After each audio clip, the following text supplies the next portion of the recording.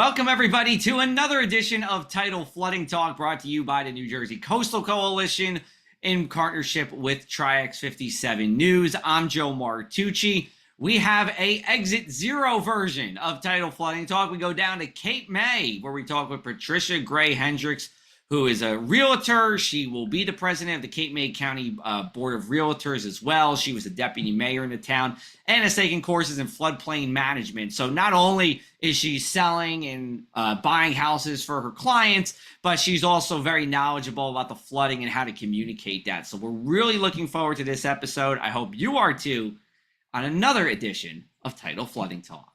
Certificate so that the person that was buying your house, the seller that was selling and the person that was buying knew what their base elevation was. So they were aware of that portion of it. It didn't require the seller to do anything, but it was the kind of disclosure that makes for a better transaction and an awareness. So that was one of the things.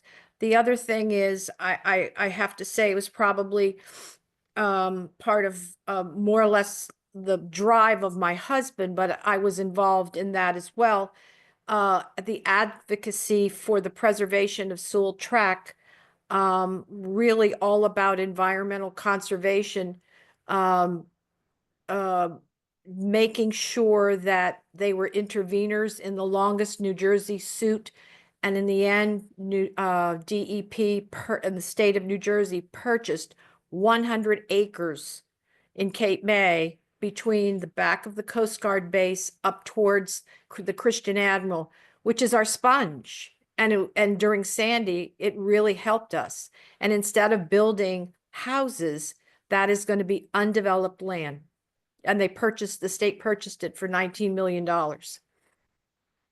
So those, we hear about stakeholder, and there are a wide variety of stakeholders in different professions and businesses within the Coastal Coalition. What is involved with being a stakeholder? Like what goes into your tasks with the Coastal Coalition, and do you encourage others to perhaps join the coalition and become a stakeholder like you?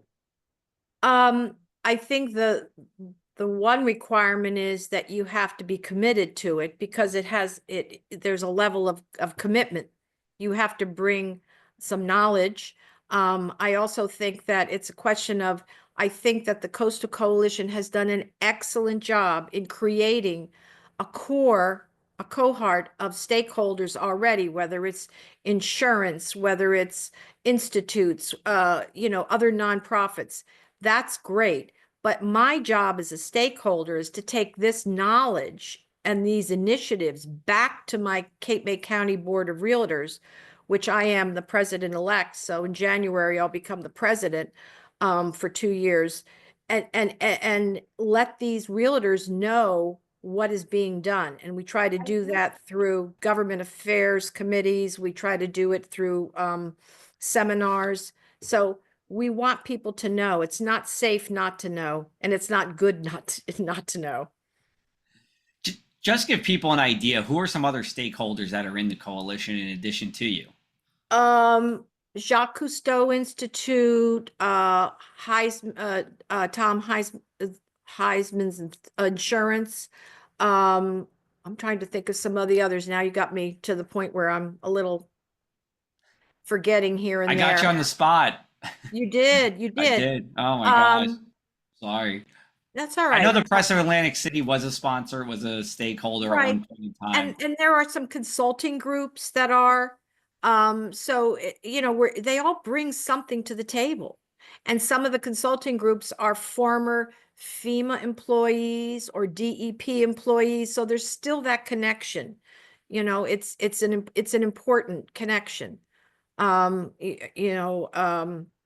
When a year ago last March, when suddenly the property seller's disclosure became law, that you had to do it when you listed a house. It had never been that way before, even though it's that way in so many other states.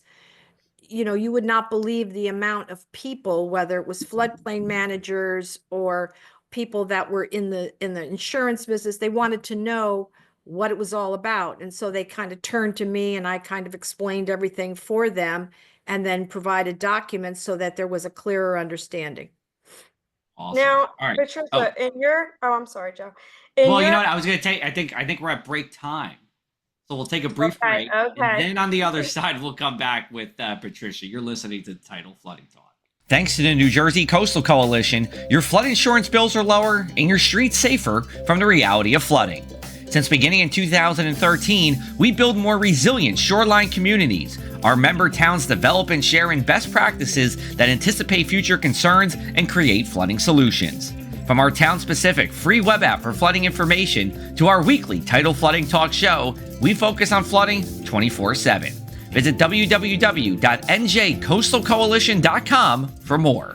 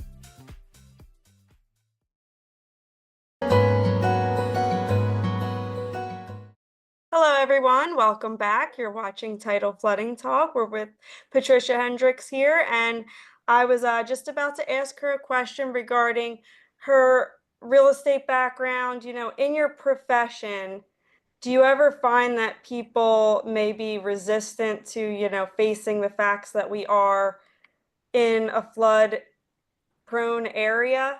And, you know, how do you try to get them to accept that fact, whether it be a colleague or even someone selling or buying around here, or even developers that you may work with? Well, I think that it's something that we can't deny. I think people have, when they buy a house here, they're very happy. They don't think about the fact that there could be some issues along the line during the course of their ownership. But at this point, it's my job to have them understand what exists here, what flood zones they're in. It's all about disclosure. And at this point, they have to understand that many coastal towns cost a little bit more to maintain. There's, of course, there's flood insurance, there's home insurance. At this point, they need to understand that their value, their property could be washed away, but at the same time, that's when I come in as a realtor and I try to explain to them about how the community that they're purchasing or the ones that they're someone's selling, how we've improved community resilience. You know, is there sustainable development? Is there infrastructure development? What is there? So they have knowledge. They have knowledge. I mean, what's really sad is as sellers, many sellers who are older are vulnerable because they can't make some of these changes. And it's hard to take it all in because they might have been here forever and they don't understand it. But it's my job to walk them through and help them and assist them in achieving their goals. But every buyer, you know, if you don't know, you'd have nothing to say to them. But you know, it's the old expression is when you sell a house, it's more than a transaction. You know, you don't want to have to avoid them in the Wawa. You want to see the whites of their eyes. You want them to know that you're going to help them all the way through, and that is knowledge and putting them together with professionals that can help them. And this whole thing about flood insurance and and community resilience, it is not going away. You know, you bring up a interesting point. You say your job is to educate them, and I know. So Scott Wall, friend of ours at the coalition, borough administrator in Avalon, who also, by the way, Avalon earns a 35% flood insurance discount by being a class CRS 3. Yep, CRS 3, which is fantastic. But you know, he told me, he said the average length of a homeowner stay in Avalon is 9 years. Now, I don't know what it's like in Cape May, you know, specifically, but assuming that to be generally true, where there is, you know, a fair amount of turnover, I think a lot of, you know, there's a number of people who have a second home at the shore or who live at the shore year round that was not around for Sandy, and they weren't around for Irene the year before. So do you talk about that with them? Do people ask you about Sandy? Like, what was it like down here in terms of flooding? Like, because that's a lot of the resiliency comes from institutional knowledge and just being around for these events. But if you weren't around for Sandy, you don't know what it was like firsthand. I mean, that they will ask that. They do remember when's the last large hurricane, and of course Sandy hit 13 miles north of us. So Cape May dodged a bullet, but at the same time, you know, you have to let them know it's important. Evacuation routes, emergency services, all those things are life and death facts that they have to know. The other thing is, you know, when you're buying a house here, when you're selling a house, sellers have to understand that some of the considerations that buyers are making are, what are the building regulations? You know, are there rules that have changed that are going to make it more expensive because I live in a flood prone area? So these are all considerations. You can't just, you know, be happy to be at the beach. You have to understand what you're buying. You know, we went through a very hard period when the flood insurance determination changed, when it was flood risk 2.0. We had to educate people then as well. So there are so many moving parts, and it's our job to make sure that our seller or our buyer knows. And I think that being on the Coastal Coalition, having municipal experience, now I'm sitting on the Cape May County Planning Board, it makes you a better realtor because you have that information firsthand. How much education is involved? Like, you know, you could be a realtor anywhere, but, you know, being a realtor, you know, at the Jersey Shore, you know, it's a pretty unique geographical place with lots of other complications that you don't have if you're buying a real estate like in a less, you know, weather sensitive area. So is it more courses, more education, more, you know, is there a learning curve for realtors in Cape May County and at the Jersey Shore as well? I think you basically beyond your 2 weeks of becoming a realtor and taking the class and then taking the state test, you have to take on a lot of work. You have to be willing to do that work.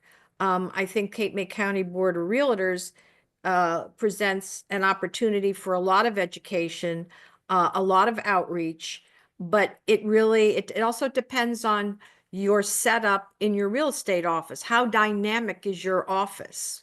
You know, what kind of push is there? What kind of mentoring is there?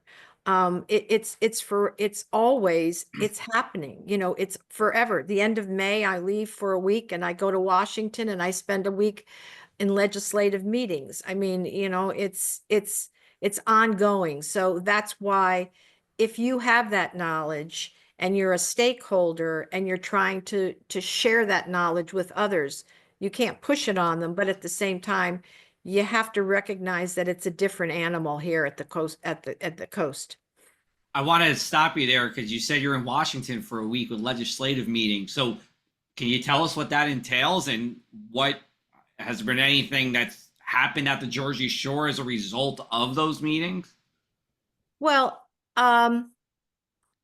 what happens in the state of New Jersey, whether it is in the state assembly or the Senate, some of those things are state run, but at the other times we need federal we need federal advocacy.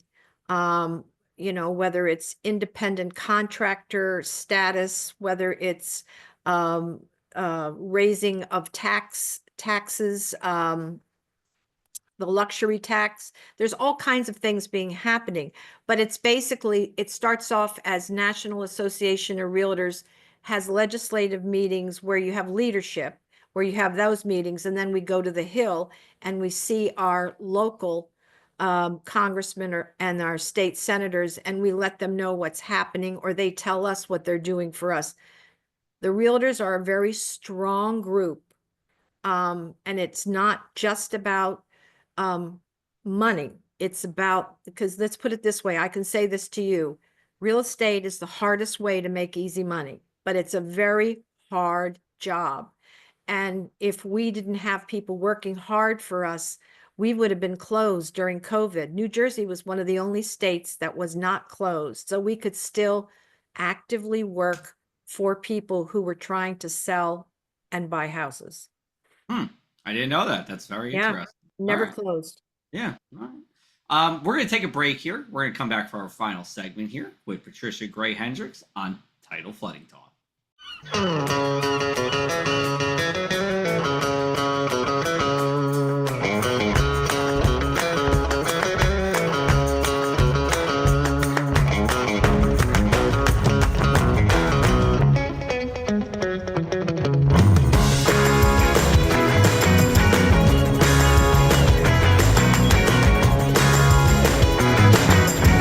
This is what the Down Beach Seafood Fest is all about. It's about community, it's about friends, it's about culture, right? The food culture in Atlantic County is rich.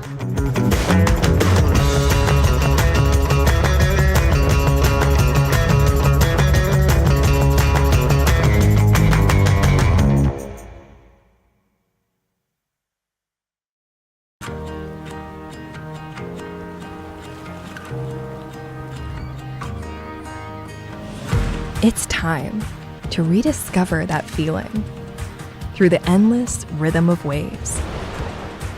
You know, that feeling where you deserve to be celebrated.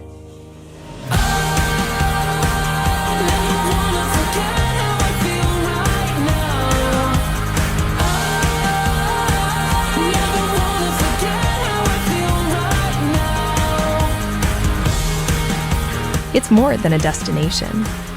It's a place where every moment holds the potential for adventure, excitement, and unforgettable memories.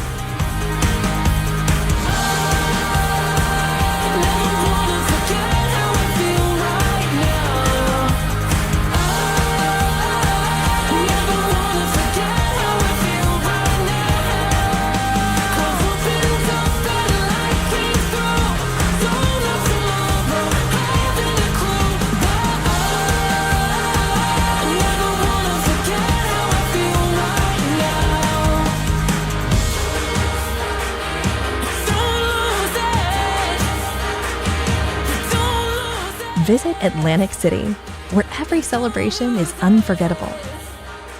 That feeling never stops.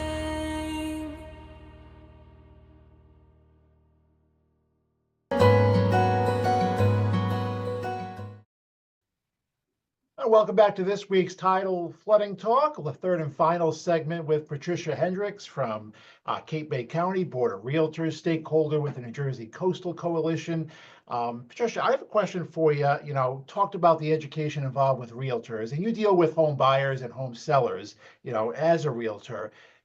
Is there a rule of thumb, a general statement you can say, surprise, good or bad, with how knowledgeable the typical Cape May County, you know, buyer and seller is when it comes to the complexities of tidal flooding and what they should know? Do you think they know more than you thought, or is there more work on your part to educate them because maybe they're not as knowledgeable coming into a new area? I think they might know something, because many of them, for example, know that they pay flood insurance. But it's my job to make sure that I bring the seller through the entire transaction. Some of these sellers are selling a house that they have lived in for 20, 25 years. And in terms of buyers, they're coming to us from all different areas, and not all those areas are aligned with any coastal concerns.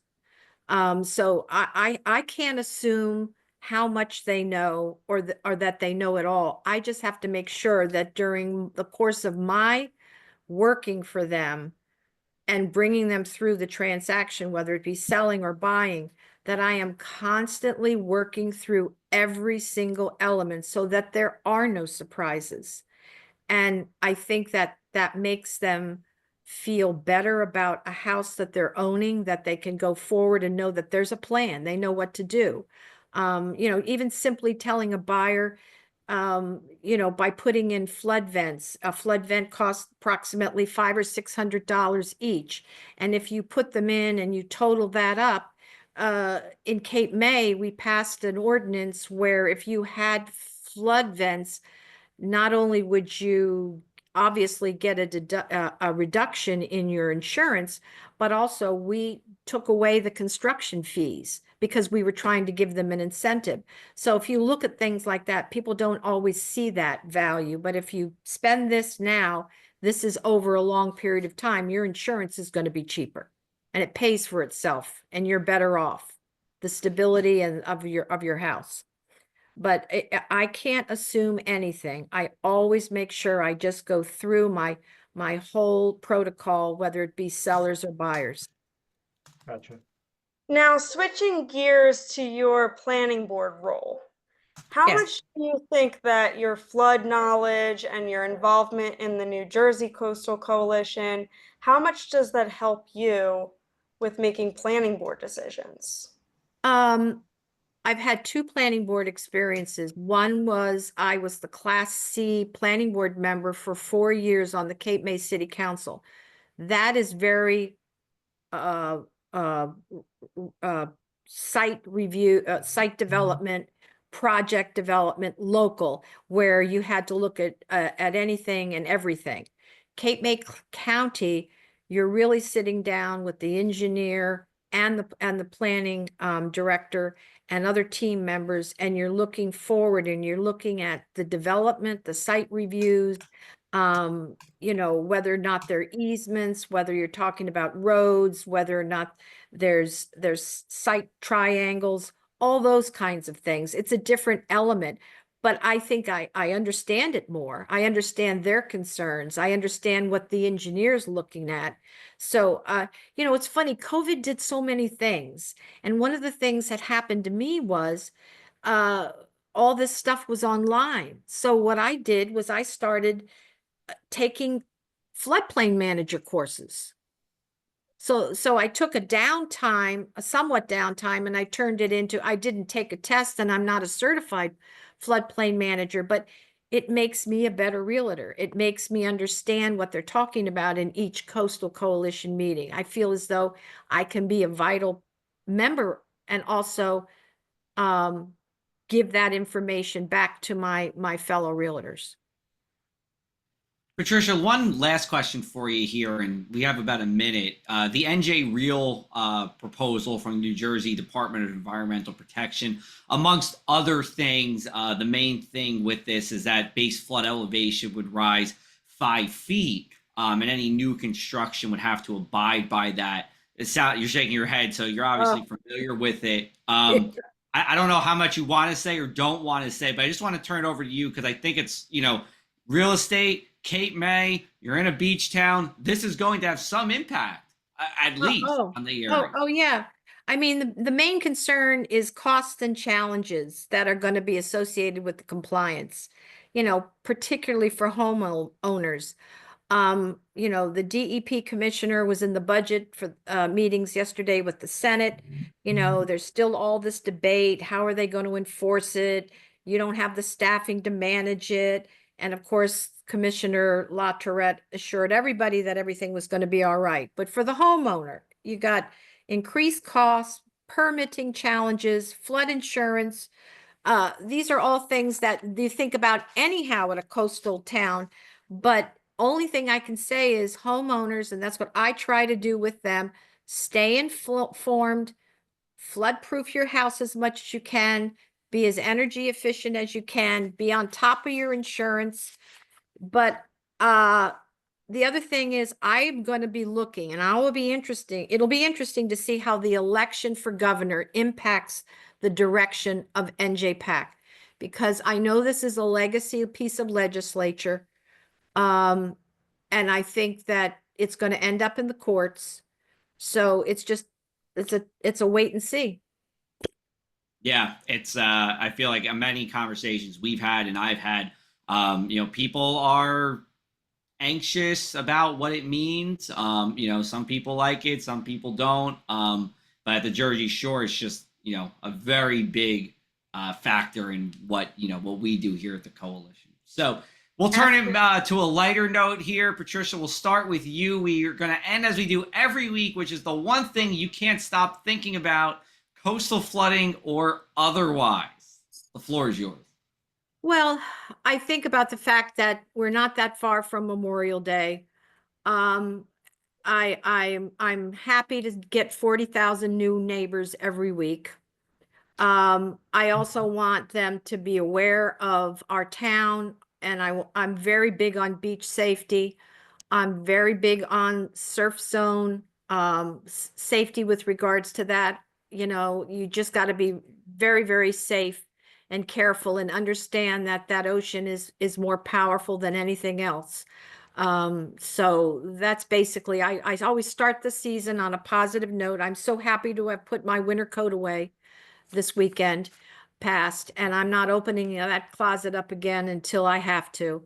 But I'm just looking forward to a good season. This is what we all waited for when we talked about it in February. Yes, that is true.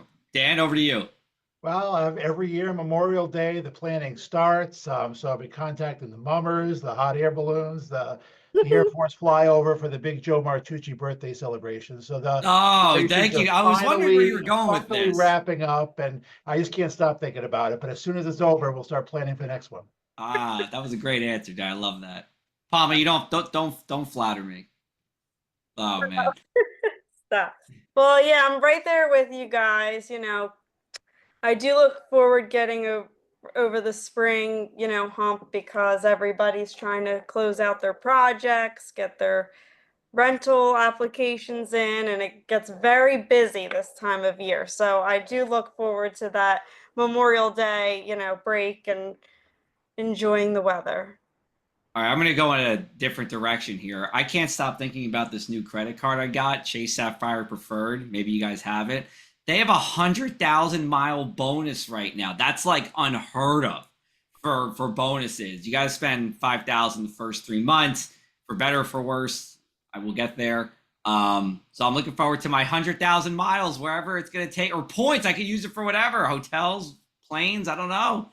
Nice. Maybe I can stay in Cape May next to Patricia for a few days with those 100,000 miles. I do love Cape May, by the way. That's probably one of my favorite places to visit locally. Like, we'll do a weekend trip there, and it's just beautiful. I bought my house here in 1985 without ever having spent a night here.